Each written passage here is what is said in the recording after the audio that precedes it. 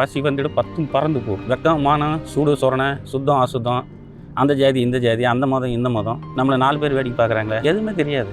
அதிகப்படியான பசி வரும்போது நம்ம எப்படியாவது காசு கண்ணில் பார்த்தாகணும். ஏதாவது பஜ்ஜி வடையை வாங்கி சாப்பிட்டாகணுங்கிற எண்ணம் தான் அங்கே வரும். எந்த சிந்தனையுமே இருக்காது. அது காசு எப்படியும் வாங்கணும். பொதுமக்கள் நல்லவங்க. அதில் ஒரு சிலர் வார்த்தையால் பேசே சாப்பிடுச்சிருப்பாங்க. கொடிய சொல்லலாம் பேசுவாங்க. என்ன அந்த மாதிரி என்னெல்லாம் இன்னும் உங்கள் மனசில் இருக்குது? கை கால் நல்லா தான் இருக்குது. போய் வச்சு சாப்பிட்றான். அவனை இவனை போதையில் அவனை கீழே படுத்துட்டு இருந்தானா செருப்பு கால் ஏட்டி வச்சுருக்கேன். வாங்கியிருக்கிறேன். புல்லாங்குழல் எப்படி கைக்கு வந்தது? நான் ஒரு 50 ரூபா கொடுத்து புல்லாங்குழல் வாசிக்கிறதுக்கு 50 ரூபா கொடுத்து புல்லாங்குழல் வாங்க எனக்கு காசு இல்லாமல் கஷ்டப்பட்டேன். ட்ரெயினில் வர்றதுக்கு முதல்ல அது அங்கங்கே கொஞ்சம் காசு வாங்கி 50 ரூபா தயாரித்து நான் போய் புல்லாங்குழல் வாங்கலான்னு நேராக ஓடி போனால் அந்த கடவுள் இவ்வளோ பெரிய கூட்டு கொடுத்தவங்குது. ஏன்னா அடுத்த நாள் தீபாவளியாம். அது கூட எனக்கு தெரியல. அதான் சொன்னேன், பசி 10 பிறந்து. அது கூட தெரியாது. திருவிழா, நாளைக்கு திருவிழா, எதுவுமே தெரியாது. புது துணி வாங்கணும், அது வாங்கணும், எது ஒன்றுமே தெரியாது. பசி பட்டினா அப்படி ஒரு பட்டினி.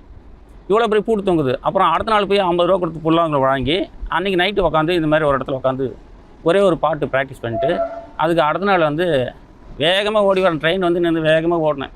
ஓடி போய் ஏறி புல்லாங்குழல் அப்படி எடுத்து வாசித்தேன். பார்த்தா யாரையுமே காணோம். அந்த பெட்டியில் ஒருத்தர் கூட கிடையாது. அது கூட எனக்கு தெரியல. ஜனங்க இருக்கிறாங்களா இல்லையான்னு கூட எனக்கு தெரியல. பாருங்கள், அதுதான் பசி கொடுமை. அவ்வளவு பசி கொடுமையும் அப்படின்றது. பசி கொடுமை.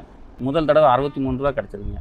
அந்த 63 ரூபாய் எடுத்துக்கிட்டு நான் செங்கல்பட்டுக்கு போயிருந்தேன். எங்கள் பெரிய பையனை பார்க்குறதுக்காக போயிருந்தேன். அங்கே படிச்சுக்கிட்டு இருந்தான். 5வது படிச்சுக்கிட்டு இருந்தான். வாப்பா என் கூட வந்துருப்பா, நான் உன்னை எப்படியாவது வளர்த்துறேன் அப்படின்னு. இல்லைப்பா நான் படிக்கிறேன் அப்படின்னா. ரொம்ப கஷ்டமாகவும் ரொம்ப சந்தோஷமாக இருந்தது. படிக்கிறேன்னு சொன்னது ரொம்ப கஷ்டமாக இருந்தது. சரிப்பா நான் பிச்சையத்தாட ஒன்று படிக்க வைக்கிறேன், நீ நல்லா படி ராஜா அப்படி சொல்லிட்டு நான் வந்தேன்.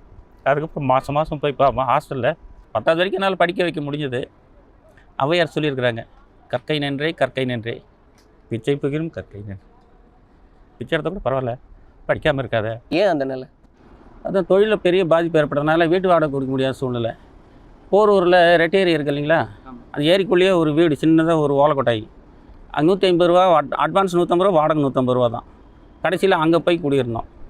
அங்கே ஏரி வெள்ளம் வந்துக்கிட்டு இருந்தது. என் குடும்பத்தை ஊருக்கு அனுப்பிட்டேன்.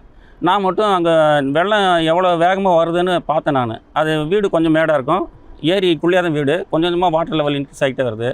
நான் கணக்கு போட்டு எப்படி 4 மணி நேரம் ஆகும், நம்ம லெவலுக்கு தண்ணி வர 4 மணி நேரம் ஆகும், ஒரு 2 மணி நேரம் தூங்கலாம் அப்படின்னு சொல்லி நல்லா தூங்கி எழுந்துச்சு. 3 மணி நேரம் தூங்கி எழுந்துச்சு.